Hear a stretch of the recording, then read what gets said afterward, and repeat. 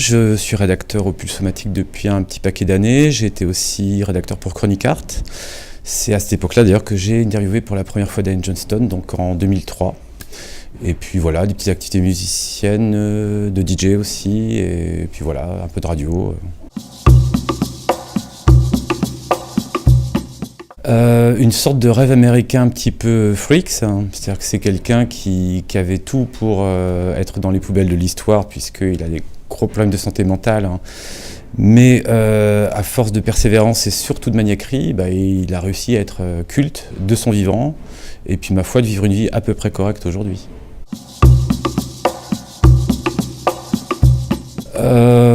C'est quelqu'un qui est un enfant en fait, hein, qui est resté à peu près à l'âge adolescent, où on est obsédé par les bandes dessinées, les disques, les filles et ce genre de choses.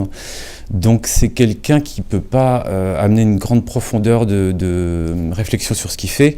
C'est un naïf, hein. C'est proche de l'art brut en fait. C'est quelque chose qu'il fait sans vraiment avoir conscience de le faire, quoi.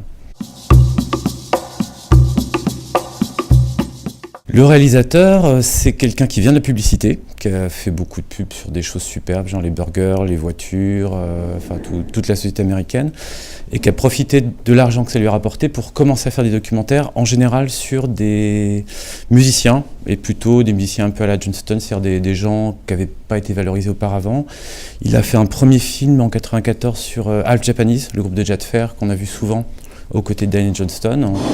Et c'est quelqu'un que je trouve assez exemplaire en tant que documentariste, parce qu'il arrive à ne pas imposer son point de vue sur le sujet qu'il traite, et à vraiment livrer quelque chose que la personne va interpréter comme elle le sent. C'est-à-dire que quelqu'un qui pense que Diane Johnston est un génie va sans doute penser un peu plus ça pendant le film. Quelqu'un qui pense que c'est quelqu'un de dangereux aussi, et puis d'autres personnes qui pensent que c'est une supercherie, que c'est juste un malade qu'on exhibe, peuvent aussi continuer à penser ça. Donc c'est ce que j'aime beaucoup chez lui, c'est laisser la liberté à la personne qui voit le film, hein, de se faire son opinion.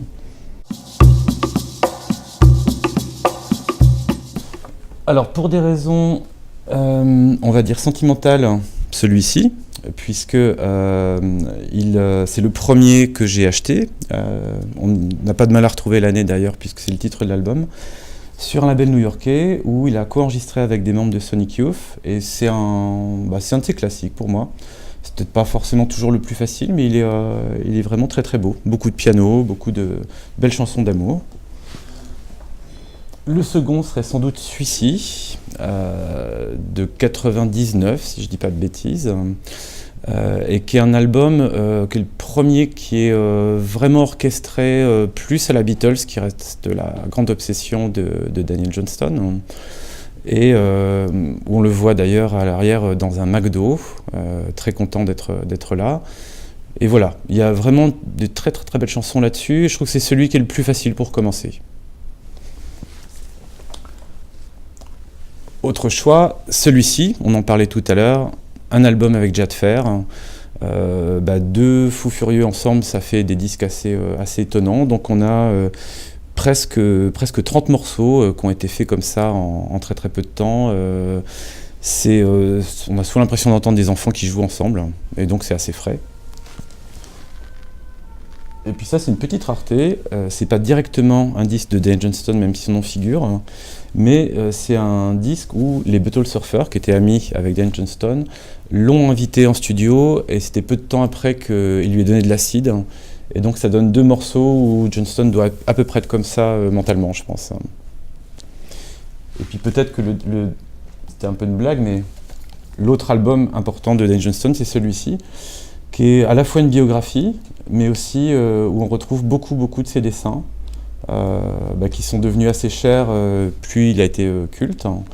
Et là, il y a le moyen d'avoir des manuscrits, d'avoir les paroles des chansons, d'avoir une biographie, d'avoir plein de photos, et puis ces superbes dessins.